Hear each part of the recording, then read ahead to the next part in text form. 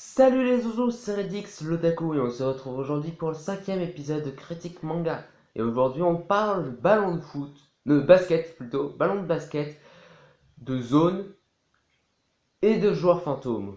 Vous l'aurez compris, aujourd'hui on parle de Kuroko no Basket, ou Kuroko's Basket pour ceux qui préfèrent. Kuroko no Basket, aussi appelé Kuroko's Basket, ou le basket de Kuroko. Oui, je sais, ça c'est la traduction littérale française. Est un manga créé par Tadatoshi Fukumi. Oui, voilà, c'est tout. C'est lui qui a dessiné et créé le scénario. Et publié chez nous, chez Kazé. Donc, de quoi parle ce manga? D'un joueur fantôme nommé Kuroko, qui n'émet aucune présence sur un terrain de basket et qui fait des passes de malade. Il va mener son équipe victoire sur victoire jusqu'à remporter un tournoi avec son équipe. Mais laissez-moi vous faire un fucking résumé. Donc, Kuroko, un joueur de première année du lycée, donc seconde, entre au lycée de Seirin. Il s'inscrit de suite au club de basket. Et vu qu'il venait d'un collège très réputé pour le basket, qui n'ont en 3 ans aucune défaite, grâce à la génération miracle, va se faire embaucher de suite. Mais personne ne le remarque. Soudain, un joueur totalement à l'opposé, qui vient lui des USA,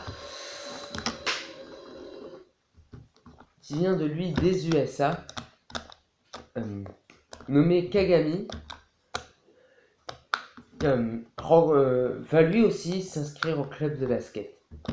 Et ces deux joueurs qui ont un talent particulier, un qui est invisible aux yeux des autres, qui fait des passes de malade et qui est un génie du basket lui aussi, va se faire aider de Kagami qui lui est un putain d'impulsif, gros rageux, et qui a un fucking caractère.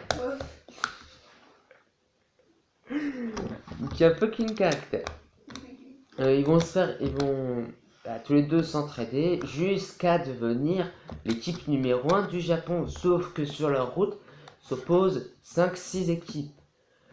Sachant que ces 5-6 équipes ont tous, 5 équipes, ont tous dans leur équipe un membre de la génération miracle. La génération miracle est en fait une génération de 5 joueurs, des génies du basket qui ont tous un talent particulier. Par exemple, Aomine qui est fucking agile, qui est hyper balèze et qui carrément arrive à tirer parallèlement au sol. Ou encore Midorima qui marque des 3 points où il veut. Murasakibara qui est une défense presque inviolable. Akashi qui a les yeux de l'empereur. Et comment il s'appelle? Qui c'est, voilà. Qui peut copier tout le monde. N'importe quelle technique de tout le monde. Et Kuroko et Kagami plus l'équipe de Seirin va mener victoire sur victoire, sachant que leur plus grosse difficulté sera l'équipe de Toho, l'équipe d'Aomine, pour moi qui est le principal adversaire. Après voilà, je vous ai fait le résumé à bout de ce que vous ai dit. Maintenant, passons aux défauts et alors qu'est-ce que je pense de cet animé? Putain, je le kiffe. Parce que, pour des multiples raisons, et justement pour ses défauts. Déjà, les ombres qui sont totalement mal faites et dégueulasses, mais qui rend le tracé encore plus sublime. Arrêtez de spammer derrière.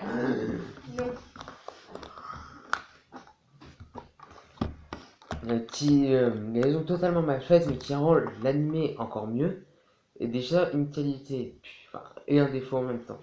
Aussi, par exemple, le truc au dernier moment, on a recours au pouvoir de l'amitié. Je dois dire, c'est vu et revu. Mais c'est pas grave, parce que au final, il se donne à fond. il gagne. Bah, c'est surtout pour le pouvoir de l'amitié à la fin avec Akashi et les autres. Je fous pas de ma gueule, quoi. Oui, parce qu'il y a quelqu'un derrière moi, enfin 2 personnes derrière moi. Voilà. Et voilà, ça rend le truc pas mal. Après, le principe de la zone, je dis, c'est bien pensé, parce que quand tu vois que dans la vraie vie, les mecs qui se donnent à fond, ils ont beaucoup plus de talent que les autres. Lionel Messi, Stephen Curry et compagnie, là, c'est des génies de leur sport. Et ils se donnent à fond chaque jour, c'est les premiers arrivés, les derniers à sortir. Bref, voilà, m'avez compris. Après, l'histoire en elle-même, elle est géniale. Par exemple, un joueur qui n'a aucune présence physique, qu'on oublie totalement, mais que quand on le voit, il est super cool, c'est génial. Après, Kagami, il n'a rien à lui reprocher. Il est super balèze, il est classe, rien à lui reprocher.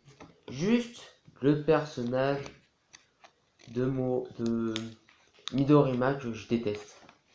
Parce que je l'aime pas, c'est tout. Pour moi, il n'a rien à foutre. Ouais, je veux bien qu'il marque des 3 points sur commande quand il veut, quoi. Mais, faut pas abuser.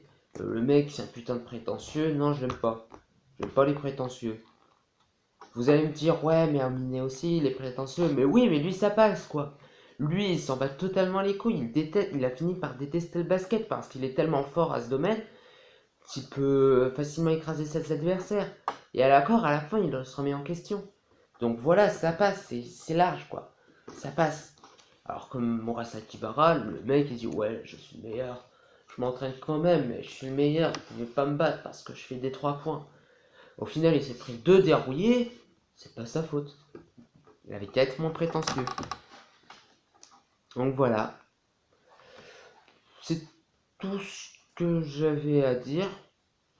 Aussi, les passages de fanservice avec des boobs et tout ça. On en a assez dans les mangas de sport, je trouve. Ferme ta gueule. Donc, non, je parlais pas à vous, mais voilà. Donc voilà, on en a assez dans les mangas de sport. Nous, ce qu'on veut, c'est des putains de duels de basket. Voilà. Bon, bah, c'est tout ce que j'ai à dire. Salut les zouzous, c'était Redix, l'Otaku, et on se retrouve la prochaine fois pour un nouvel épisode de Critique Manga.